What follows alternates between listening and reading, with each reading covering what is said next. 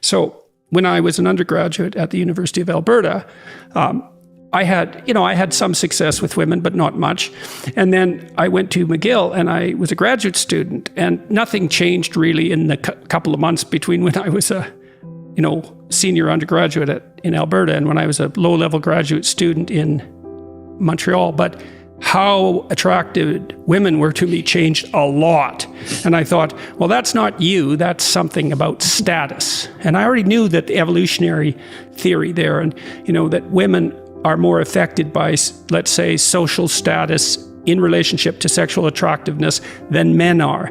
But then I thought that through too, and I thought, no, women use status as a marker for the ability to gain status in novel environments. It's something like that. And so like an expensive watch or something like that, or a nice suit, shows that you have acquired resources and hints that you still could, even if things fell apart. So it's not mere power or even resources, which it's often parodied at and sometimes understood as. It's a proximal marker for something much deeper. So like if you look at human social hierarchies, and this is true across the animal kingdom, and then you rank order individuals in terms of their relative status, even in relatively non-social creatures that have to occupy the same territory, those that have the best local niches have offspring that are much more likely to survive. They have much lower mortality rates. And then there's something else too that psychologists have figured out that I think is right, that has a biological underpinning, which is that your serotonin system is more effective at modulating your negative emotion given a certain level of stress the higher you are up in the social hierarchy, because you're actually safer. And so part of what that implies, and this just blew me away when I sorted it out, was that when you go after someone's beliefs and they've used their beliefs to stake a claim to a position in a hierarchy, you're attacking the structure that modulates their sensitivity to negative emotion. And if you're hypersensitive to negative emotion, you hyper prepare physiologically so much that you die way earlier. So this isn't trivial. And it isn't like the terror management theorists think that, your beliefs somehow regulate your anxiety directly. It's no, you have a set of beliefs that gives you a stake to a claim in a status hierarchy. And so that's what we do as professors, right? We say, well, look, we have this knowledge, and that's why we get this niche. Well, then I attack the validity of your knowledge, then I make you out to be one of those fly-in bowerbirds that just ripped off the status hierarchy. And then that interferes with your emotional regulation. That's that's worth thinking about for about 10 years, that. Partly what the woman is trying to do is use markers of proximal success as an indicator of niche switching capacity. Now, they're inadequate markers, and that's partly why they can be criticized, and they're no more accurate than the claim that just because you're rich, you're good. But but status is not exactly wealth, although wealth is a proxy for status. Status is more subtle, but symbols of wealth are pretty good instantaneous proxies for status. Yeah, like they're subject to all sorts of flaws and they're not sufficient, but you have to screen most people out, so you need simple markers to begin with. So imagine that there's a type of male who tends to win dominance hierarchy contests and to merge at the top. Well, that's the case. That is the case, and that's why you're the way you are.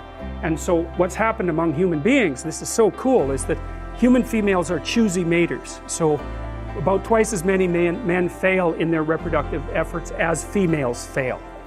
Okay, but the men who succeed are more successful. So women are on average more successful, and men are on average more failures and more successful. And I'm talking strictly about reproduction here, although it generalizes to other areas, but I'm talking about reproduction. So how does it work exactly? Well, the women have a real problem with mate selection. It's like, who the hell are you going to have as a mate? And it's too complex to work out. So women in their genius don't. They let the men compete and then they peel from the top, acting out the assumption that the man who wins is the best man. And it's a good assumption, because if you have a bunch of men competing, especially if they're competing across competitions, and someone pops up at the top, you can think, well, they may not be worth much, but they're better than anyone else at whatever it is that they're doing. And that makes men at the top of dominance hierarchies very attractive to women. And then the women accelerate that, so you can imagine they're more likely to reproduce. And so what happens is that the proclivity to emerge at the top of the set of dominance hierarchies becomes inbuilt into the biology across time. And the women exaggerate that by differentially allowing the men to reproduce. And that's also why they're Mother Nature. They really are Mother Nature. It's not just a metaphor. And so then the representation and the biology start to tangle together. And that's like, well, that's the difference between a meme and an archetype. Right? A meme is this idea that propagates itself, but an archetype is an idea that has propagated itself across such a massive span of time that it's actually shaped the course of evolution itself. And men, I can tell you already how this, it isn't necessarily that you even have to compete with other men in order to see who wins. As soon as you admire someone, and that'll happen unconsciously, you won't be able to stop yourself. You've already elevated them in the dominance hierarchy contest. The act of admiration is your recognition that you've met someone who's better at whatever it is that happens to be driving your admiration than you are. And that's partly the manifestation of just the idea as the what would you say, as the representation of the ideal. And kids do that all the time. They hero worship other kids. Usually, like a 4-year-old will latch onto some 6-year-old who will just follow, or she'll follow everywhere and do exactly what they do. And it's like, well, why? Well, because that person represents to that child their next ideal, their conceptualization of the place forward. So our society, and this is the dominance hierarchy idea. Dominance hierarchies set themselves up as a matter of course. They're the standard way that animals organize themselves in a territory. Well, okay, human beings are watching those dominance hierarchies since we became self-aware, thinking, what the hell are we up to? What the hell are we up to? And there's a question that lurks in there. What constitutes acceptable power? What constitutes acceptable sovereignty?